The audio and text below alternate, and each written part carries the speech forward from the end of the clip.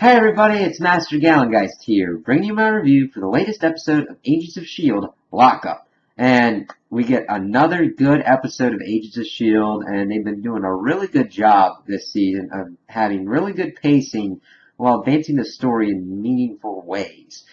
We haven't gotten an episode that's felt like true filler, though granted some parts don't seem as important at the moment, like kind of seeing the watchdogs and all that. They're kind of more of a background kind of villain.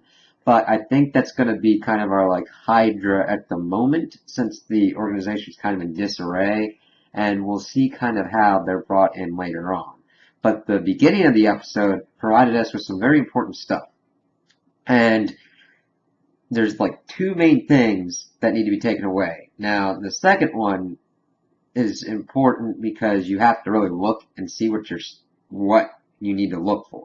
So we're seeing Joseph and Lucy finding the Darkhold. They're talking about how this is the house of the guy who killed the previous person who held the Darkhold.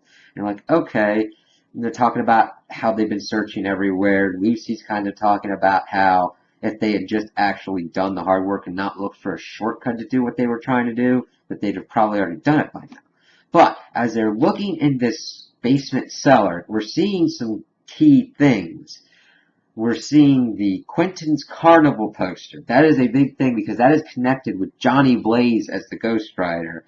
And that's almost like confirming that Johnny Blaze is at least somewhere or has some kind of bearing in the Ghost Rider legacy. That's pretty cool because that could lead to a Ghost Riders kind of series possibly, which would be very cool and very interesting if they even put in half the effort that they have with Robbie Reyes, because they're doing good with him. And we also see a leather jacket on one of the kind of like chests that were there that was kind of near where the Darkhold was. And that's kind of another possible cue that whoever has the Darkhold could be either Johnny Blaze, like he killed the person to stop them from using the Darkhold as the Ghost Rider, or someone could be allied with Johnny Blaze or whatnot. But that's the kind of cool stuff that's like, yes, that's a cool Easter egg. So they dig up the Darkhold, and at first it's like, oh, there's nothing on here. But then writing starts appearing, and to Lucy it appeared in English, but in Joseph it appeared in German, his first language. So this book knows what you are, what you primarily speak in, and then presents the information that I guess it wants you to know. Because we don't know how it works at the moment, but we know that it's not good stuff, because it's led to our present situation. So, in the last episode we'd seen that Lucy had woken Joseph up to figure out where the Darkhold was, where he put it. So he's thrashing around and screaming and everything, thinking everyone's a demon. Coulson and Mac are trying to interrogate him.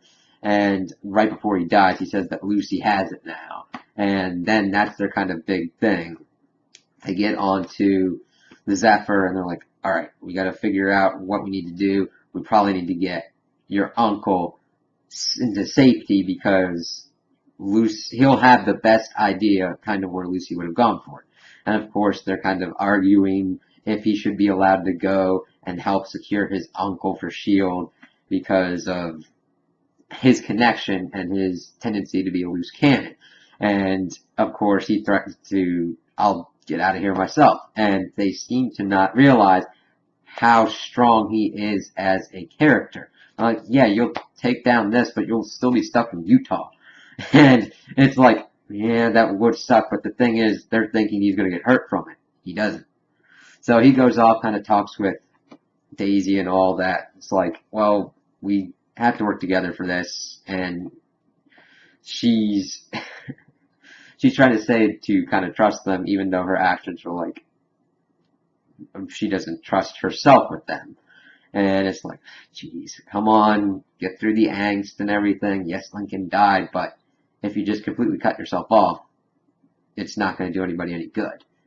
So Robbie goes off and does his thing. We start to figure out what's kind of going on. We see Simmons and Fitz kind of talking about how she's going to get through her lie detector test, which, oddly enough, they're talking in the middle of like their lab. I understand people have stuff doing and going on, but this was kind of a weak point. It's like, they're talking about fooling a lie detector and about like all the kind of stuff that is kind of their secrets. And I'm like, nobody's like, hey, Director Mace, we were doing some work and they were kind of talking about androids and a flaming skull dude and all kind of ghosty stuff. So yeah, about that. It's just one of those things like, okay, one of the only little nitpicky parts of kind of all the things that's been going on.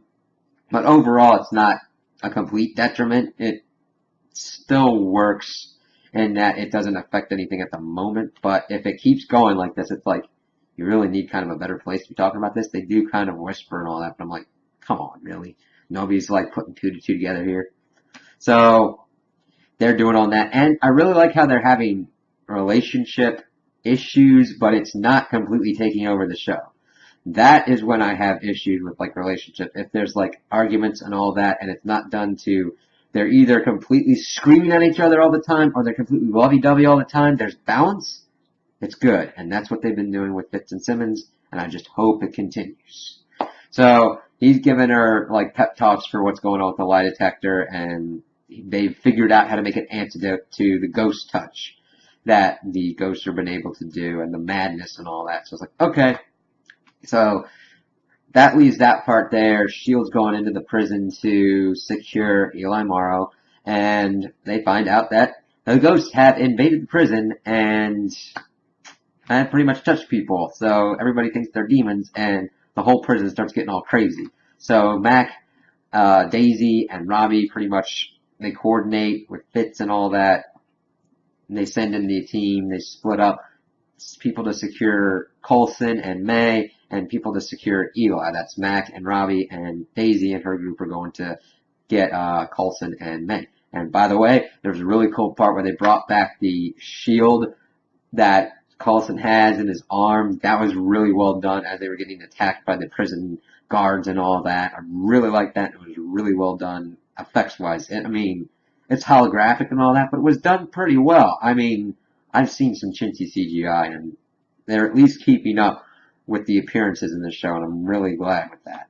So they get there, and they pretty much met him halfway. It's like, all right, we gotta get to Eli, we gotta make sure everything's good, so let's get on. So they're pretty much going through the prison, and Mac and Robbie pretty much run into a group of the ghosts. Mac gets touched, and Robbie does some pretty cool stuff with not going completely Ghost Ridered out.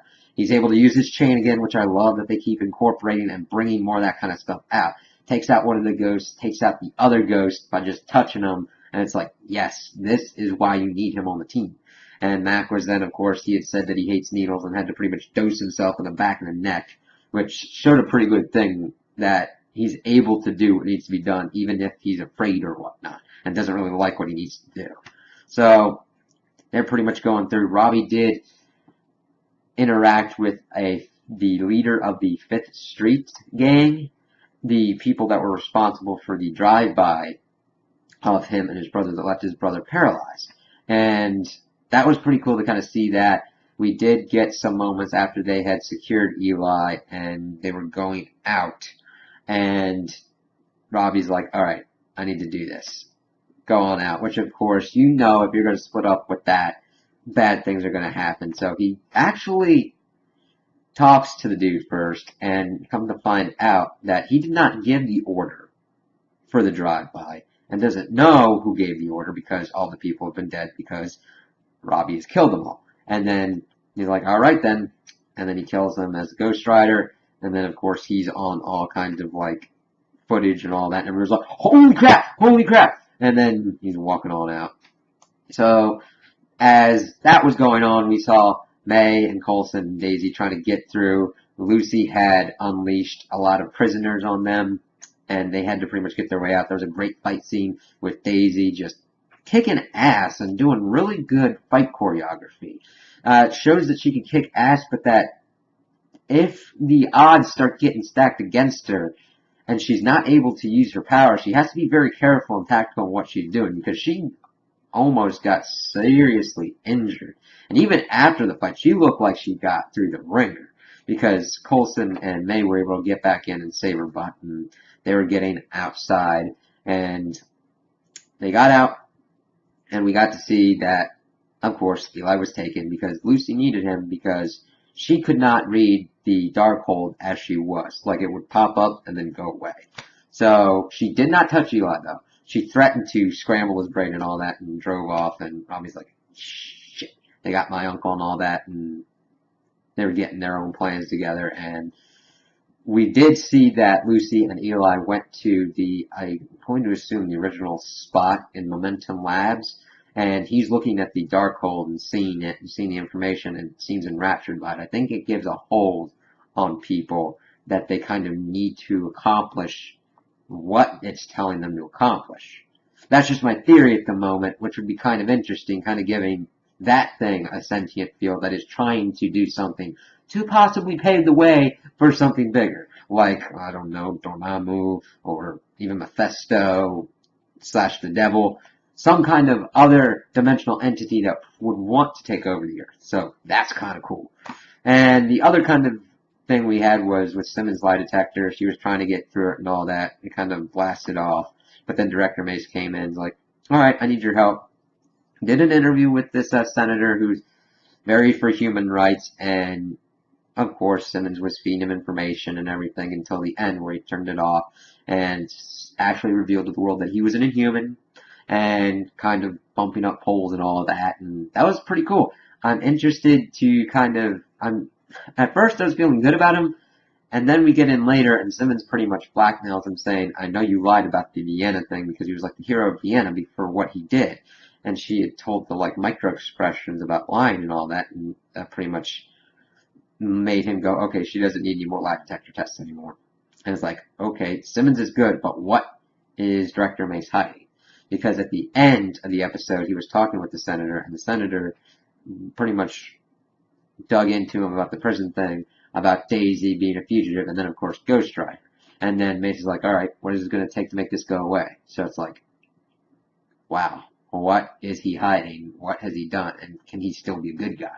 This is the kind of stuff that we need Agents of S.H.I.E.L.D. to talk about and all that. It's really kind of cool stuff. So, those are my opinions on the episode. Tell me what you guys think in the comments below. If you liked it, if you didn't like it, if you agree with me, if you disagree with me. Also, like and subscribe, and I hope you have a good day.